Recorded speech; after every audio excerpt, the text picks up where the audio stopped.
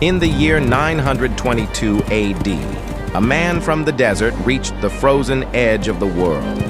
His name was Ahmad ibn Fadlan, envoy of the Caliph of Baghdad, a scholar raised among the verses of the Quran and the grace of civilization. But what he saw in the northern lands of the Volga was beyond reason.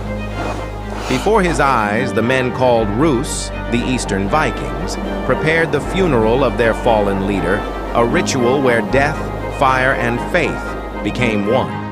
The chieftain's body lay inside a wooden ship. Around him, gold, swords, animals, and wine offerings. For 9 days, the people drank, sang, and chose one woman, a slave, to join him in death. Ibn Fadlan watched her laugh, cry, and sing. She knew her destiny. She was the chosen one. On the 10th day, she was lifted into the ship, laid beside her master, and offered wine until her eyes closed. Then the blade fell. The ship was set aflame. The fire roared and devoured both bodies, turning death into life. Smoke rose to the gray sky. A bridge to the gods, Ibn Fadlan wrote, shaken.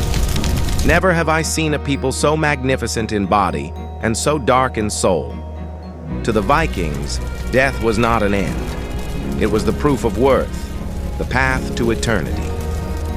1,000 years later, we still fear what they worshipped, the meaning of dying for something greater than ourselves. Because when we see their fire, we're not afraid of their brutality. We're afraid that their faith might have been right. What do you think about this story?